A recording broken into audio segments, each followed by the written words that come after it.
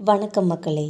புதிய கட்சி தொடங்கும் அண்ணாமலை, எடப்பாடி தலைமையில் கடைசி பொதுக்குழு நாஞ்சில் சம்பத் பகீர். இந்த தகவலை பற்றி இந்த வீடியோவில் பார்க்கலாம் வாங்க.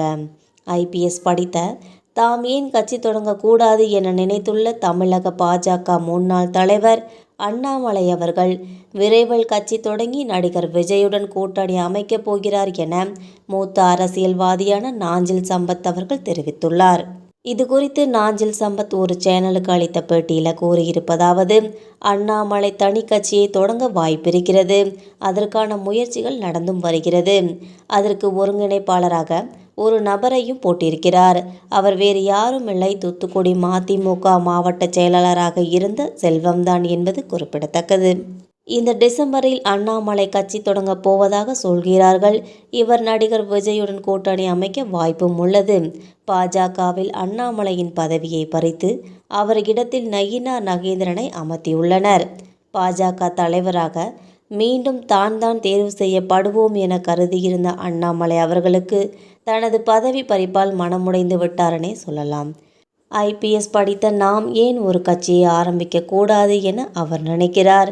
அண்ணாமலைக்கும் விஜய்க்கும் பொது எதிரி திமுக என்பதால் இருவரும் கூட்டணி அமைத்தால் கொங்கு மண்டலத்தில் செந்தில் பாலாஜியை வீழ்த்திவிடலாம். அதற்கேற்ப செங்கோட்டையனும் தாவேகாவுக்கு வந்துவிட்டார். அவரும் அண்ணாமலையும் தொண்டர்களால் எளிதில் அணுகக்கூடியவர்கள்.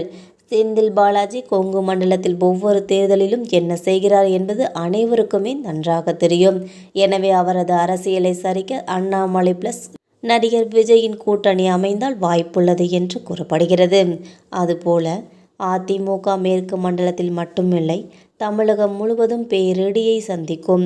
எடப்பாடி பழனிசாமியின் சர்வாதிகாரமான நடவடிக்கைகளில் ஈடுபடுவது அதிமுக தொண்டர்களுக்கு அதிருப்தியை ஏற்படுத்தியுள்ளது. அதிமுக உரிமை மீட்பு கழகத்தின் ஓபிஎஸும் தாவேகா கூட்டணிக்கு செல்வார். அதேபோல டிடிவி தினகரனும் நடிகர் விஜயின் கூட்டணி வைப்பார். இவ்வாறு இத்தனை கட்சிகளுடன் இணைந்து விஜய் தேர்தலை சந்திப்பார் என நாஞ்சில் சம்பத் அவர்கள் தெரிவித்துள்ளார். மேலும் சசிகலா செய்த தவறு எடப்பாடி பழனிசாமியை முதல்வராக்கியதுதான். அதன்பின் எடப்பாடி பழனிசாமி பதவி கொடுத்தவர்களுக்கே பாவத்தை செய்கிறார். சசிகலா, ஓபிஎஸ் ஆகியோரை தொடர்ந்து முன்னாள் அமைச்சர் செங்கோட்டையனையும் அதிமுகவில் இருந்து நீக்கிவிட்டார்.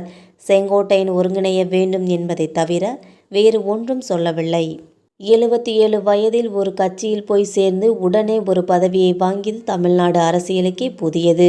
மதுரை முதல் கன்னியாகுமரி வரை அதிமுகவுக்கு ஒரு தொகுதி கூட கிடையாது. இவ்வாறு நாஞ்சில் சம்பத் அவர்கள் தெரிவித்துள்ளார் என்பது குறிப்பிடத்தக்கது. மக்களை நம்ம போகிற இந்த தகவல்கள் உங்களுக்கு பயனுள்ளதாக அமைஞ்சா மறக்காமல் நம்ம சேனலை சப்ஸ்கிரைப் பண்ணி பெல் ஐகானை கிளிக் பண்ணி வச்சுக்கோங்க. அப்போ தான் நம்ம போகிற டெய்லி வீடியோக்கள் உடனுக்குடன் நோட்டிஃபிகேஷனாக வந்து சேரும். தேங்க்யூ.